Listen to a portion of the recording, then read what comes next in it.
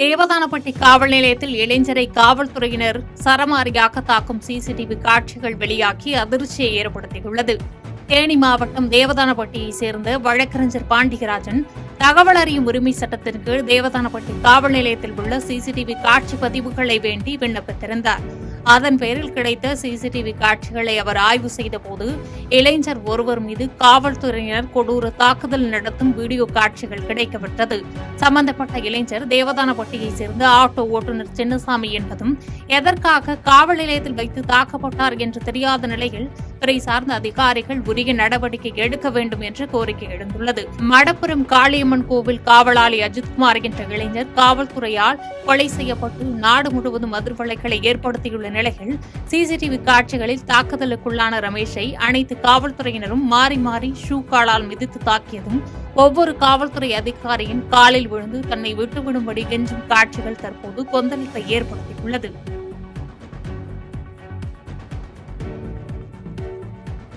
குறைந்த செயல்திறன் கொண்ட மாணவர்களை மேம்படுத்துவது குறித்து பள்ளிக் கல்வித்துறை அமைச்சர் அன்பில் மகேஷ் பொய்யாமொழி தலைமையில் ஆய்வுக் கூட்டம் நடைபெற்றது. திருவாரூர் மாவட்ட ஆட்சியர் அலுவலக கூட்ட அரங்கில் பள்ளிக் கல்வித்துறை சார்பில் பள்ளி தலைமை ஆசிரியர்களுக்கான மாநில அளவிலான 2025 ஆண்டுக்கான அடைவுத் தேர்வு குறித்த ஆய்வுக் கூட்டம் பள்ளிக் கல்வித்துறை அமைச்சர் அன்பில் மகேஷ் பொய்யாமொழி தலைமையில் நடைபெற்றது. மாவட்ட ஆட்சித்தலைவர் மோகனச்சந்திரன், திருவாரூர் மாவட்டத்தில் உள்ள 370 தலைமை ஆசிரியர்கள் மற்றும் மாவட்ட முதன்மை கல்வி அலுவலர் சவுந்தரராஜன் உள்ளிட்ட அரசு துறை அலுவலர்கள் இதில் கலந்து கொண்டனர். இந்த ஆய்வுக் கூட்டத்திற்கு பிறகு செய்தியாளர்களை சந்தித்த அமைச்சர் அன்பில் மகேஷ் பொய்யாமொழி, 8வது மாவட்டமாக திருவாரூரில் இன்று குறைந்தபட்ச செயல்திறன் கொண்ட பகுதியைச் சேர்ந்த பள்ளி தலைமை ஆசிரியர்களை நேரடியாக வரவழைத்து அடுத்த முறை அவர்கள் சிறப்பாக உற்சாகத்துடன் ஊக்கமுடன் பணிபுரிய அறிவுறுத்தப்பட்டுள்ளது என்றும், மாநில அடைவு திறனாய்வு மூலம் ஒவ்வொரு பள்ளிக்கும் ப்ராக்ரஸ் ரிப்போர்ட் கொடுக்கப்பட்டுள்ளது. குறிப்பாக இதில் கோட்டூர், கொரடாச்சேரி, நன்னிலம், மன்னார்குடி உள்ளிட்ட பகுதிகளைச் சேர்ந்த தலைமை ஆசிரியர்கள் கலந்து கொண்டதாகவும், இதுகுறித்து விரிவாக முதன்மை கல்வி அலுவலர் தலைமையில் இதனை செயல்படுத்த வேண்டும் என்று கேட்டுக் கொள்ளப்பட்டுள்ளதாக கூறினார். கூட்டத்தை முடிந்த பிறகு இதே ஆய்வுக் கூட்டத்தில் பெறப்பட்டிருக்கின்ற கருத்துக்களை அடிப்படையாக வைத்துக்கொண்டு ஒவ்வொரு மாவட்டத்திற்கும் நேரடியாக சென்று லோ பர்ஃபார்மிங் பிளாக்ஸ் ஏதோ அந்த தலைமை ஆசிரியர்களை அழைத்து அவர்களை ஊக்கப்படுத்துகின்ற விதமாக, ஏன்னா இப்போ ஸ்லாஷ் ரிப்போர்ட்டை பற்றி தெரியும் உங்களுக்கு, ஒரு state level achievement survey very first time வெறும் மாவட்டத்துக்கு மட்டும் அல்லாமல் ஒவ்வொரு ஸ்கூலுக்கும் இண்டிவிஜுவலாக ஒரு ஸ்கூலுக்கும் ஒரு ப்ராக்ரஸ் ரிப்போர்ட் மாதிரியே கொடுத்துருக்குறோம். அந்த குழந்தைங்கள் எந்தெந்த பாடத்தில் எப்படி இருக்கிறாங்க, எதில் இன்னும் கூடுதலாக கவனம் செலுத்த வேண்டும் என்கின்ற விதத்தில் அதை நாங்கள் ஆய்வு செய்து கொண்டிருக்கின்றோம். அதில் இன்றைக்கி 8வது மாவட்டமாக இன்றைக்கி நம்முடைய திருவாரூர் மாவட்டத்தில் நம்முடைய மாவட்ட ஆட்சித்தலைவர் எங்களுடைய முதன்மை கல்வி அலுவலருடைய ஏற்பாட்டில் லோயர் பர்ஃபார்மிங் பிளாக்ஸாக இருக்கக்கூடிய பிளாக்ஸை வர சொல்லியிருக்கோம். அது குறிப்பாக இங்கே பொறுத்த வரைக்கும் கோட்டூர், கொரடாச்சேரி, நன்னிலம், மன்னார்குடி போன்ற இது மாதிரியான பிளாக்ஸ் அவர் வச்சு பேசியிருக்கோம். அவர்களும் ரொம்ப ஒரு உற்சாகத்தோடு ஒரு ஊக்கம் பெற்றவர்களாக அடுத்த முறை நீங்கள் வரும்போது நாங்கள் நல்ல ஒரு பெர்ஃபார்மிங் இதாக நாங்கள் கண்டிப்பாக இருப்போம் என்று சொல்லியிருக்கார்கள். ஸோ பல்வேறு கருத்துக்கள் விவாதிக்கப்பட்டிருக்கின்றது. எங்களுடைய ஸ்லாஷ் ரிப்போர்ட் சார்ந்து இன்னும் டீட்டெயில்டாக டிஸ்கஷன் வந்து நம்முடைய சிஓ மூலமாகவும் நான் நடத்த சொல்லியிருக்கிறேன். அது மூலமாக வருகின்ற ரிப்போர்ட் சார்ந்து புதிதாக இன்னும் என்ன திட்டத்தை நாம் தீட்டலாம் அப்படிங்கிற விதத்திலும் கண்டிப்பாக இது ஒரு பயனுள்ள வகையில் இந்த தமிழகத்தில் தலித் தலைவர்களுக்கு பாதுகாப்பு இல்லை என்று அம்பேத்கர் இயக்க நிர்வாகிகள் குற்றம் சாட்டியுள்ளனர். கடத்தல் வழக்கு தொடர்பாக சட்டமன்ற உறுப்பினர் பூவை ஜெகன்மூர்த்தி மீது வழக்கு பதிவு செய்து போலீசார் தேடி வந்த நிலையில் உச்சநீதிமன்றம் கைது நடவடிக்கைக்கு தடை உத்தரவு பிறப்பித்துள்ளது. இந்நிலையில் அவருக்கு ஆதரவாக புரட்சி தமிழக தலைவர் ஏர்போர்ட் மூர்த்தி, இரட்டைமலை சீனிவாசன், மக்கள் இயக்க தலைவர் ராமமூர்த்தி மற்றும் அம்பேத்கர் இயக்க தலைவர்கள் கூட்டாக சென்னை சேப்பாக்கத்தில் உள்ள பத்திரிகையாளர் மன்றத்தில் பேட்டியளித்தனர். அப்போது தெரிவித்த அவர்கள், தாழ்த்தப்பட்ட மக்களை 3ஆம் தரமாக தமிழக அரசு நடத்தி வருவதாக குற்றம் சாட்டியதோடு, பட்டியல் சமுதாயத்தை சேர்ந்த சட்டமன்ற உறுப்பினருக்கும் பாதுகாப்பு இல்லை என்றும் அவரின் குரலை ஒடுக்க முயற்சி நடப்பதாக தெரிவித்ததோடு, இதுகுறித்து ஆளுநரிடமும் மத்திய அரசிடமும் புகார் அளிக்க இருப்பதாக கூறினர். தமிழகத்தில் அது காவல்துறையாக இருந்தாலும் சரி, எந்த துறையாக இருந்தாலும் சரி, பட்டியல் சமூக அதிகாரிகள் தொடர்ந்து பழிவாங்கப்படுகிறார்கள். எனவே ஒரு இன்செக்யூர் நிலை இங்கே தமிழகத்தில் ஏற்பட்டிருக்கு. இந்த பட்டியல் சமூக தலைவர்கள் மீதான தாக்குதல் குறித்து ஐநா மன்றத்திலும் 2 நாட்களுக்கு முன்பு அது புகாராக தரப்பட்டு, அந்த புகார் நாளை ஐநா மன்றத்தில் மனித உரிமைகள் பிரிவில் விசாரணைக்கு வருகிறது. இந்த நிலையில் தமிழகத்தில் இருக்கிற அம்பேத்கர் இயக்க தலைவர்கள் ஒருங்கிணைந்து தமிழக கவர்னரை சந்தித்து புகார் கொடுக்க இருக்கிறோம். அதன் அடிப்படையில் தான் இன்றைக்கு இந்த கூட்டம் நடைபெறுகிறது. அதுதான் சார், இப்போ கவர்மெண்ட் ஏற்கனவே தயாநிதி மாறன் அவர்கள் சொன்ன மாதிரி எங்களை மூன்றாம் தர மக்களா நாங்கள் அப்படின்னு சொன்னார் இல்லையா, எஸ்சி மக்களா நாங்கள் மூன்றாம் தர மக்களா அப்படின்னு சொன்னார் இல்லையா, அந்த பார்வை அரசு இன்றைக்கு ஒட்டுமொத்தமான பட்டியல் சமூக மக்கள் மீது வைக்கிறது. தூத்துக்குடியில் மூடப்பட்டுள்ள ஸ்டெர்லைட் காப்பர் ஆலையை மீண்டும் திறக்க வேண்டும் என்று தமிழ்நாடு இந்து வியாபாரிகள் சங்கம் கோரிக்கை வைத்துள்ளது. சென்னை பத்திரிகையாளர் மன்றத்தில் செய்தியாளர்களை சந்தித்த இந்து வியாபாரிகள் சங்க தலைவர் ஈஸ்வரன், 2018ஆம் ஆண்டு முதல் ஸ்டெர்லைட் ஆலை மூடப்பட்டதால் தொழில் மற்றும் வணிகம் பாதிக்கப்படுவதாகவும் இதனால் ஒருதரப்பட்ட மக்களின் வாழ்வாதாரம் கேள்விக்குறியாகியுள்ளதாக குற்றம் சாட்டினார். மேலும் இதனை கருத்தில் கொண்டு முதலமைச்சர் ஒரு சிறப்பு அரசாணை பிறப்பித்து ஆலையை மீண்டும் இயக்க நடவடிக்கை எடுக்க வேண்டும் என்று கேட்டுக் கொண்டார். ஸ்டெர்லைட் ஆலையின் மூடல் தமிழ்நாட்டின் தொழில் வளர்ச்சியை பாதிப்பதாகவும் சுற்றுச்சூழலையும் பாதுகாக்க வேண்டும், அதே சமயம் மக்களின் வாழ்வாதாரத்தையும் உறுதி செய்ய வேண்டும் என்பதே தங்கள் நோக்கம் என்று கூறினார்.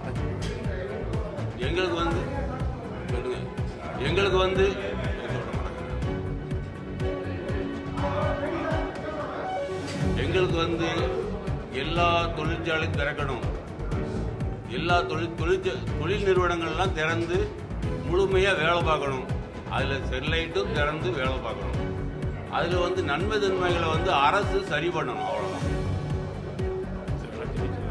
நன்றி, வணக்கம். திருபுவனம் இளைஞர் கொலை வழக்கை வெளியில் கொண்டு வந்தவர் எடப்பாடி பழனிசாமி என்று அதிமுக முன்னாள் அமைச்சர் செல்லூர் ராஜு தெரிவித்துள்ளார். மதுரையில் செய்தியாளர்களுக்கு பேட்டியளித்த அவர், இறந்த அஜித்குமார் விவகாரத்தில் திமுக கூட்டணி கட்சிகளின் மௌனத்திற்கு மக்கள் நல்ல தீர்ப்பை வழங்குவார்கள் என்று எச்சரித்ததோடு 2026 சட்டமன்ற தேர்தலில் எடப்பாடி பழனிசாமி முதல்வர் ஆவார் என்றும் கூறினார். அதிமுகவை எந்த கொம்பனாலும் அபகரிக்க முடியாது என்று காட்டமாக தெரிவித்த அவர், 2026 சட்டமன்ற தேர்தலில் அதிக பெரும்பான்மையுடன் அதிமுக ஆட்சி அமைக்கும் என்று கூறினார். நிச்சயமாக அண்ணா திராவிட முன்னேற்ற கழகத்துடைய பொதுச் செயலாளர் புரட்சி தமிழர் எடப்பாடியா முதலமைச்சர் ஆகிறார். அதுக்கு சான்றுதான் இன்னைக்கு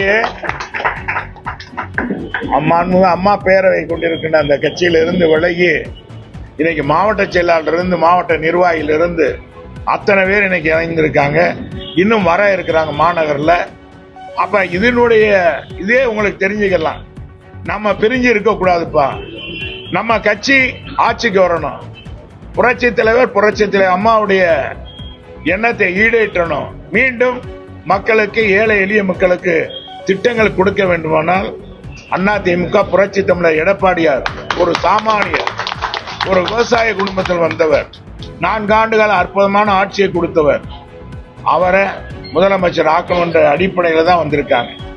கூட்டணியா சேர்ந்து பாடுபடுறதை காட்டிலும் கட்சியில இணைந்து பாடுபட்டு இந்த கட்சியை வலுப்படுத்தவும் வந்திருக்காங்க. இதுவே ஒரு சான்று. பாரூர் அருகே காலை உணவு திட்டத்தில் குழந்தைகளுக்கு வழங்கப்பட்ட உணவில் பள்ளி விழுந்த நிலையில் 4 மாணவர்கள் சிகிச்சைக்காக மருத்துவமனையில் அனுமதிக்கப்பட்டுள்ளனர். கிருஷ்ணகிரி மாவட்டம் போச்சம்பள்ளி அருகே உள்ள புங்கம்பட்டி கிராமத்தில் ஊராட்சி ஒன்றிய தொடக்கப்பள்ளி செயல்பட்டு வருகிறது. இந்த பள்ளியில் 32 மாணவர்கள் படித்து வருகின்ற நிலையில் இவர்களுக்கு காலை உணவு திட்டத்தின் கீழ் வழங்கப்பட்ட உணவில் பள்ளி இருப்பதைக் கண்டு ஊழியர்கள் அதிர்ச்சியடைந்து உடனடியாக உணவை அப்புறப்படுத்தி மண்ணில் புதைத்தனர். மேலும் உணவு சாப்பிட்ட 4 குழந்தைகளும் மேல் சிகிச்சைக்காக தருமபுரி அரசு மருத்துவக் கல்லூரி மருத்துவமனைக்கு அனுப்பி வைத்தனர். அங்கு மாணவர்கள் நலமுடன் உள்ள நிலையில் தொடர்ந்து சிகிச்சை அளிக்கப்பட்டு வருகின்றனர். மேலும் பள்ளியில் போச்சம்பள்ளி வட்டாட்சியர் மற்றும் காவேரிப்பட்டினம் வட்டார வளர்ச்சி அலுவலர் பள்ளியில் விசாரணை மேற்கொண்டு வருகின்றனர். இச்சம்பவம் பெற்றோர் மற்றும் கிராம மக்களிடையே பெரும் பதற்றத்தையும் பரபரப்பையும் ஏற்படுத்தியுள்ளது.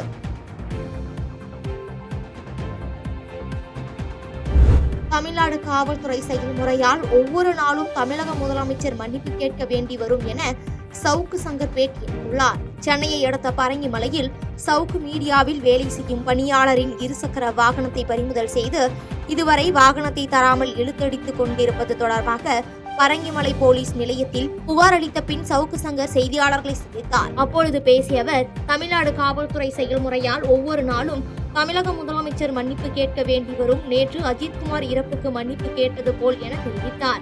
நேற்று சென்னை உயர்நீதிமன்றத்தின் மதுரை கிளை அஜித்குமார் கொலை தொடர்பாக பல்வேறு கேள்விகளை எழுப்பியது. அதற்கு அரசு தரப்பில் ஒரு பதில் கூட இல்லை என விமர்சனம் செய்தார். இதே போல ஒவ்வொரு முறையும் அக்யூஸ்ட பிடிச்சி கையை காலை உடைக்கிறது எங்க போய் முடியும்ட்டு நான் எதை தொடர்ந்து வலியுறுத்தி கொண்டிருந்தேனோ அதுதான் அஜித்குமார் விவகாரத்தில் நடந்திருக்கிறது. அவன் நகை திருடானா இல்லையான்றது இது வரைக்கும் யாருக்குமே தெரியாது. கூட்டிட்டு போய் அடிச்சே கொண்டுட்டாங்க அவனை. இப்படித்தான் காவல்துறை செயல்பட்டு கொண்டிருக்கிறது. இவரும் கூச்சமே இல்லாமல் மன்னிப்பு கேட்டுக் கொண்டிருக்கிறார். இன்னைக்கு இங்க இந்த பிரசாத்துக்கு நடந்தது, ஜெயபிரகாஷ்க்கு நடந்தது, சத்தியமூர்த்திக்கு நடந்தது, நாளை உங்கள் ஒவ்வொருவருக்கும் நடக்கும். காவல்துறைக்கு எதிராக யாருமே பேசக்கூடாது என்ற அராஜக சூழல் தமிழ்நாட்டில் நடக்கிறது. தமிழ்நாட்டில் காட்டாட்சி நடக்குது.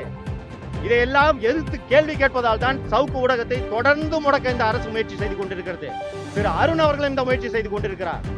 கடத்தல் பண்ணும் அதிகாரிகளை எல்லாம் பதவியில அமர்த்தி கொண்டு முதல்வர் போய் மன்னிப்பு கேட்பதற்கு வெட்கப்பட வேண்டும். இந்த அதிகாரிகளை கட்டுப்படுத்துறதுக்கு துப்பு இல்லைன்னா இவரெல்லாம் எதுக்கு நாட்டை ஆள்றாரு?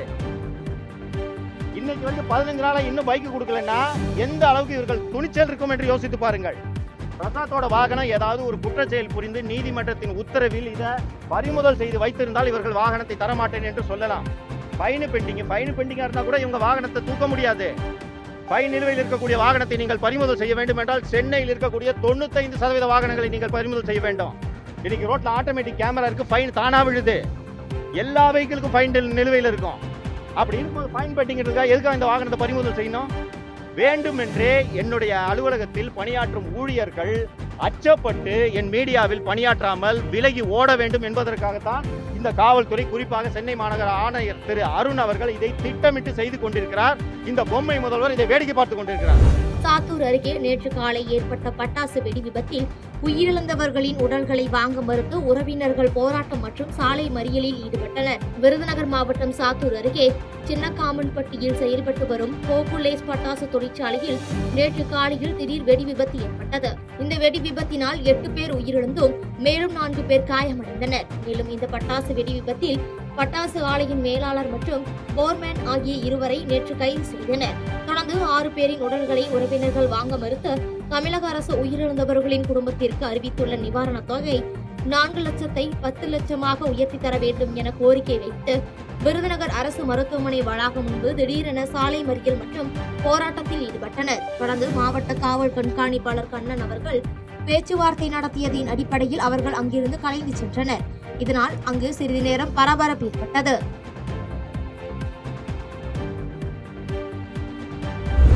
மறைந்த முன்னாள் முதலமைச்சர் கலைஞர் கருணாநிதியின் 102வது பிறந்த நாளை முன்னிட்டு பள்ளி மாணவர்களுக்கு நிதியுதவி மற்றும் கல்வி உபகரணங்களை அமைச்சர் மா சுப்பிரமணியன் வழங்கினார். சென்னை ECR சாலை ஈஞ்சம்பாக்கத்தில் முன்னாள் முதலமைச்சர் கருணாநிதியின் 102வது பிறந்த நாளை முன்னிட்டு 1002 நபர்களுக்கு நலத்திட்ட உதவிகள் வழங்கும் விழா நடைபெற்றது. இதில் சிறப்பு விருந்தினராக கலந்து கொண்ட மருத்துவம் மற்றும் மக்கள் நல்வாழ்வுத்துறை அமைச்சர் மா சுப்பிரமணியன் அரசு உதவி பெறும் பள்ளியில் படிக்கும் மாணவ மாணவியர்களுக்கு தலா 3000 ரூபாய் என 102 பேருக்கு வழங்கினார். அதேபோல் 950 மாணவ மாணவிகளுக்கு புத்தகப்பை, கல்வி உபகரணங்களும், ஏழை எளிய 10 நபர்களுக்கு தையல் மிஷின், சாலையோர வியாபாரிகள் 40 பேருக்கும் குடை ஆகியவற்றை அமைச்சர் மா சுப்பிரமணியன் வழங்கினார். மேலும் இந்நிகழ்வில் சோழிங்கநல்லூர் சட்டமன்ற உறுப்பினர் S. அரவிந்த் ரமேஷ் உள்ளிட்டோர் உடனிருந்தனர்.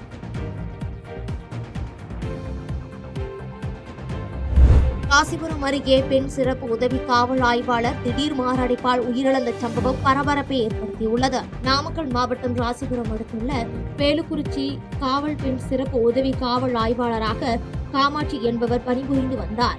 இவர் ராசிபுரம் காவலர் குடியிருப்பில் கணவர் மற்றும் மகளோடு வசித்து வந்துள்ளார். இந்த நிலையில் உடல்நிலை குறைவு காரணமாக 1 மாத காலமாக விடுமுறை எடுத்து மீண்டும் பணிக்கு வந்த இவருக்கு தொடர்ந்து இரவு பணி வழங்கப்பட்டதாக தெரிகிறது. இரவு பணி சுமை காரணமாக மன உளைச்சலில் இருந்து வந்த சிறப்பு உதவி ஆய்வாளர் காமாட்சிக்கு விடுமுறை கேட்டும் அளிக்கவில்லை என்று கூறப்படுகிறது. இதனால் மன அழுத்தத்தில் இருந்து வந்த அவர் காவல் நிலையத்தில் ஓய்வறையில் மாரடைப்பால் உயிரிழந்துள்ளார். தகவல் அறிந்து அங்கு சென்ற பெண் காவலரின் உறவினர்கள் போலீசாரிடம் அடுக்கடுக்கான கேள்விகளை எழுப்பி காவல் நிலையத்தை முற்றுகையிட்டனர். தொடர்ந்து ராசிபுரம் துணை கண்காணிப்பாளர் விஜயகுமார் நேரில் சென்று சமாதான பேச்சுவார்த்தையில் ஈடுபட்டதை அடுத்து பெண் சிறப்பு உதவி காவல் ஆய்வாளர் காமாட்சியின் உடல் உடற்கூறு ஆய்வுக்காக ராசிபுரம் அரசு மருத்துவமனைக்கு எடுத்துச் செல்லப்பட்டது.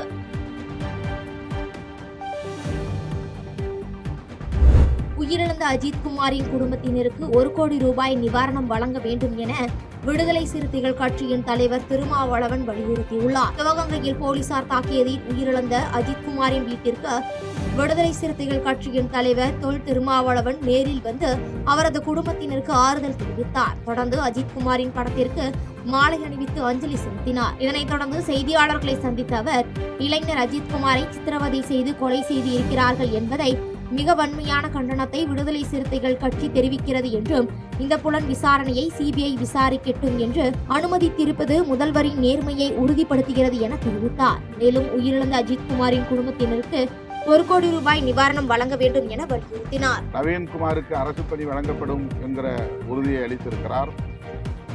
வாடகை வீட்டிலே குடியிருக்கிற கணவரை இழந்த அந்த தாய்க்கு ஆறுதல் அளிக்கிற வகையில் அரசு வீட்டுமனை பட்டா வழங்கும், வீடு கட்டித்தரும் என்கிற உறுதியையும் மாவட்ட ஆட்சியர் வழங்கியிருப்பதாக சொன்னார்கள்.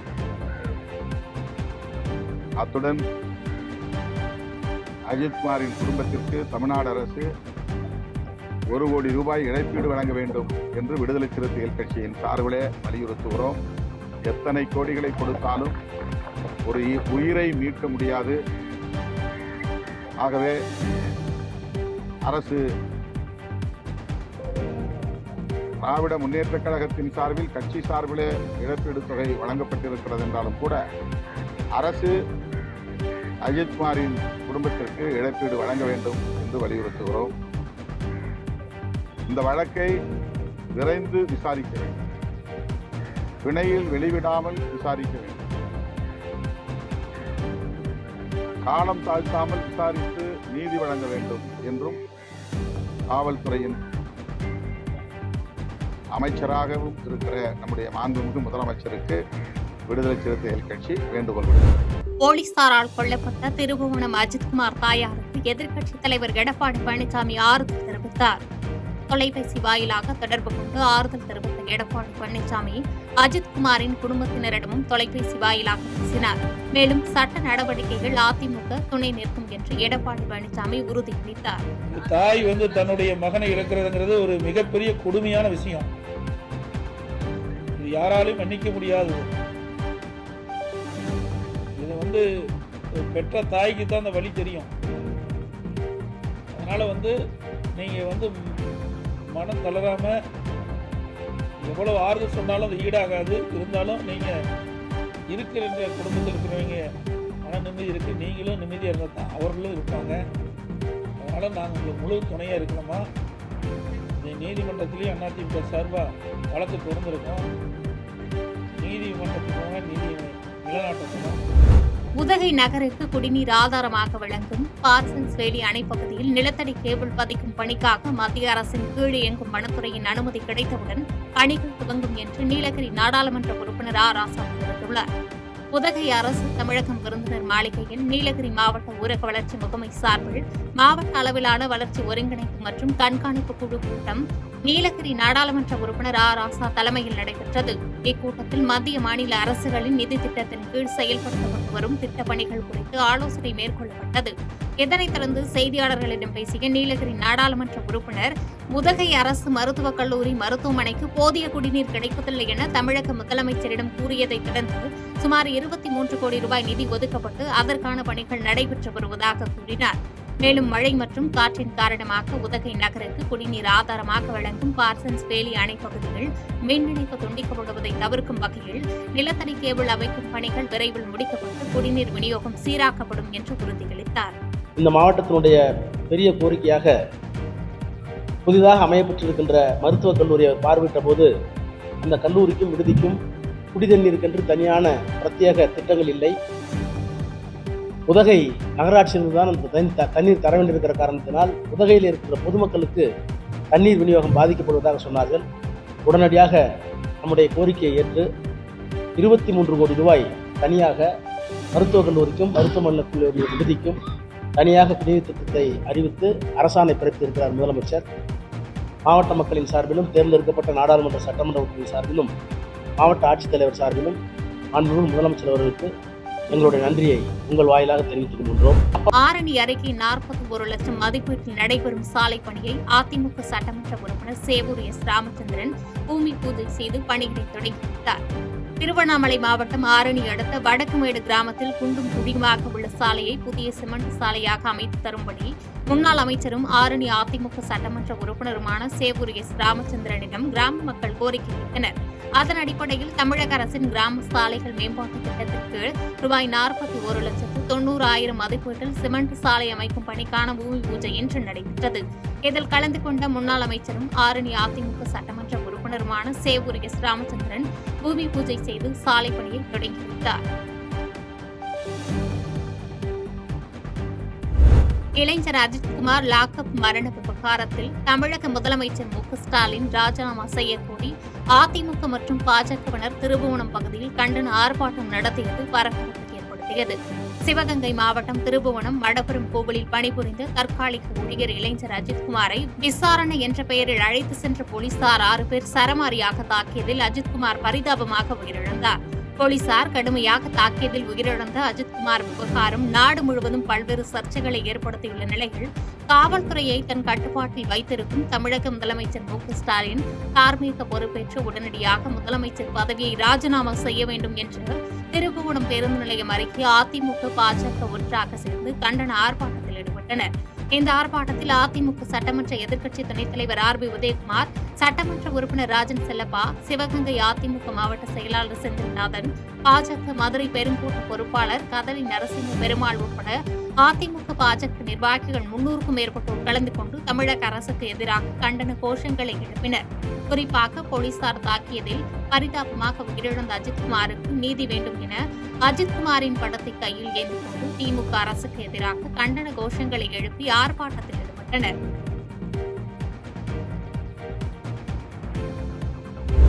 வேலூர் மாவட்டம் குடியாத்தத்தில் தனது சொந்த கட்டிடம் கட்ட கற்களை ஏற்றி சென்ற விவசாயி டிராக்டரின் இழுப்பில் சிக்கிக் கொண்டு உயிரிழந்த சம்பவம் பரபரப்பை ஏற்படுத்தியுள்ளது. வேலூர் மாவட்டம் குடியாத்தம் அடுத்த கீழ்கொள்ளப்பள்ளியைச் சேர்ந்த சுதாகர் என்பவர் கட்டிடப் பணிகளுக்கு தேவையான ஹாலோ பிரிக்ஸ் கற்களை தனக்கு சொந்தமான டிராக்டரில் ஏற்றி வந்துள்ளார். அப்போது நிலத்தின் வழியாக வந்து கொண்டிருந்த போது அங்கிருந்த மேடான பகுதியில் டிராக்டரை ஏற்ற முயன்றுள்ளார். டிராக்டர் மேட்டில் ஏற முடியாமல் திணறி டிராக்டரின் முன்பகுதி மேலுக்கு டிராக்டரின் நடுவில் சிக்கிக் கொண்டு அவர் பரிதாபமாக உயிரிழந்தார். தகவல் அறிந்து சம்பவ இடத்திற்கு வந்த தாலுகா போலீசார் உடலை மீட்டு பிரேத பரிசோதனைக்காக பேரணாம்பட்டு அரசு மருத்துவமனைக்கு அனுப்பி வைத்தனர். இதுகுறித்து வழக்கு பதிவு செய்து போலீசார் விசாரித்து வரும் நிலையில் அவரது உடலை கண்டு உறவினர்கள் கதரும் வீடியோ காட்சிகள் வெளியாகி மனதை கலங்குகிறது.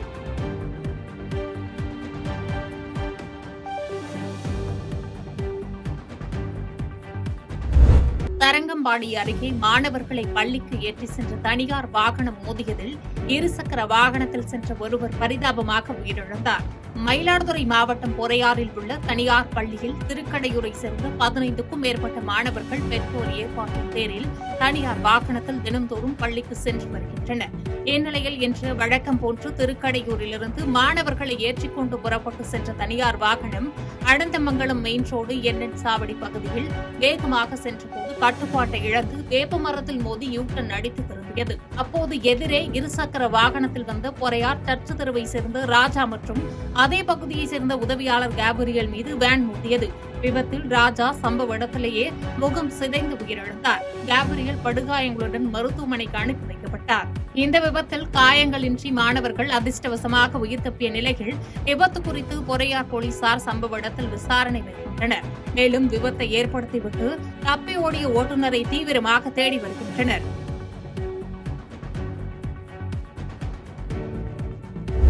நெய்வேலி அருகே கணவன் மீது உள்ள சந்தேகத்தால் மனைவி கணவன் கழுத்தை அறுத்து கொலை செய்த சம்பவத்தால் பரபரப்பு ஏற்பட்டுள்ளது. கடலூர் மாவட்டம் நெய்வேலி இந்திரா நகரை சேர்ந்த தம்பதி கொளஞ்சியப்பன் பத்மாவதி இருவருக்கும் ஒரு மகள் உள்ள நிலையில் தம்பதியிடையே அடிக்கடி குடும்ப சண்டை ஏற்பட்டு வந்துள்ளது. மேலும் கொளஞ்சியப்பன் வேறொருவருடன் தொடர்பில் இருப்பதாக கூறி மனைவி பத்மாவதி கடந்த சில தினங்களுக்கு முன்பு நெய்வேலி மகளிர் காவல் நிலையத்தில் புகார் அளித்துள்ளார். இந்நிலையில் சம்பவத்தன்று இருவருக்கும் ஏற்பட்ட சண்டைக்கு பிறகு தூங்கிக் கொண்டிருந்த கணவனை மனைவி பத்மாவதி கத்தியை கொண்டு கழுத்தை அறுத்து கொலை செய்துள்ளார். தகவல் அறிந்து வந்த நெய்வேலி டிஎஸ்பி ராதாகிருஷ்ணன், ஆய்வாளர் வீரமணி ஆகியோர் சம்பவ இடத்திற்கு வந்து விசாரணை நடத்தினர். மேலும் உயிரிழந்த கொளஞ்சியப்பன் உடலை மீட்டு ஆம்புலன்ஸ் மூலம் விழுப்புரம் முண்டியம்பாக்கம் அரசு மருத்துவமனைக்கு அனுப்பி வைத்தனர். மேலும் அவரது மனைவி பத்மாவதியை நெய்வேலி நகர காவல் நிலையம் அழைத்து சென்று தீவிர விசாரணை மேற்கொண்டு வருகின்றனர்.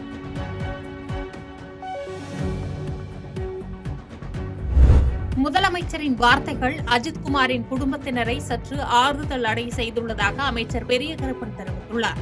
காவல்துறை விசாரணையின் போது உயிரிழந்த சிவகங்கை இளைஞர் அஜித்குமாரின் சகோதரருக்கு அரசு பணிக்கான அரசாணையை அமைச்சர் பெரியகருப்பன் நேரில் வழங்கினார். இது தொடர்பாக செய்தியாளர்களுக்கு பேட்டியளித்த அமைச்சர் பெரியகருப்பன், அஜித்குமாரின் தாயாரிடம் முதலமைச்சர் நேற்றைய தினம் தொடர்பு கொண்டு ஆறுதல் தெரிவித்துள்ளது அவரது குடும்பத்தினரை சற்று ஆறுதல் அடைய செய்துள்ளதாகவும், அஜித்குமாரின் தம்பி நவீன்குமாருக்கு கூட்டுறவு பால் சங்கம் சார்பில் ஆவினில் டெக்னீஷியனாக 30,000 சம்பளத்தில் பணி நியமன ஆணையையும் இலவச வீட்டுமனை பட்டாவும் தற்போது வழங்கப்பட்டுள்ளதாக தெரிவித்தார். மேலும் திமுக சார்பில் முதற்கட்டமாக 5 லட்சம் ரூபாய் நிவாரணமாக வழங்கப்பட்டுள்ளதாகவும், அதனை நவீன்குமார் முழு மனதுடன் ஏற்றுள்ளார் என்றும் தெரிவித்தார். மேலும் கொலை வழக்கில் சம்பந்தப்பட்டவர்கள் மீது உரிய நடவடிக்கை எடுக்கப்படும் என்று முதலமைச்சர் கூறியதை செயல்படுத்தி காட்டுவார் என்றும் உறுதியளித்தார்.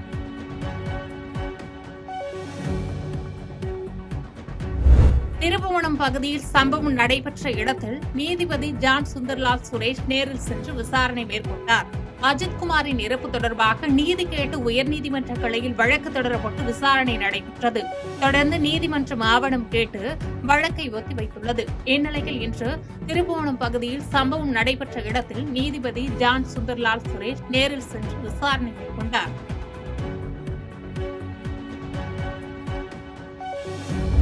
சின்னமனூர் அருகே திமுக பிரமுகரை குத்தி கொலை செய்யும் சிசிடிவி காட்சி சமூக வலைதளங்களில் வைரலாக பரவி வருகிறது. தேனி மாவட்டம் சின்னமனூர் அருகே உள்ள மார்க்கையன்கோட்டையில் கடந்த மாதம் 27ஆம் தேதி மார்க்கையன்கோட்டையை சேர்ந்த திமுக பிரமுகர் பிரபு என்ற பிரபாகரன் என்பவரை 3 பேர் கத்தியால் குத்தி கொலை செய்தனர். வழக்கு பதிவு செய்த சின்னமனூர் காவல்துறையினர் கொலையாளிகளான சுருளிமணி, முத்துராஜ், பிரபாகரன் ஆகிய 3 நபர்களை கைது செய்து சிறையில் அடைத்தனர்.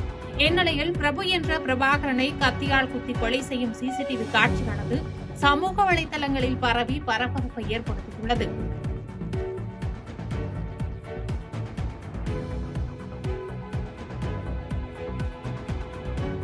செய்திகளை உடனுக்குடன் தெரிந்து கொள்ள கீழ்க்கண்ட கேபிள் மற்றும் டிடிஎச் நெட்வொர்க்குகளில் எம்நாடு செய்தி தொலைக்காட்சியை காணுங்கள். பாதகம் செய்பவரை கண்டால் நாம் பயம் கொள்ளலாகாது பாப்பா. மோதி மிதித்துவிடு பாப்பா, அவர் முகத்தில் உமிழ்ந்துவிடு பாப்பா. அண்மை செய்திகளை உடனுக்குடன் தெரிந்து கொள்ள இணைந்திருங்கள் எம்நாடு தொலைக்காட்சியுடன்.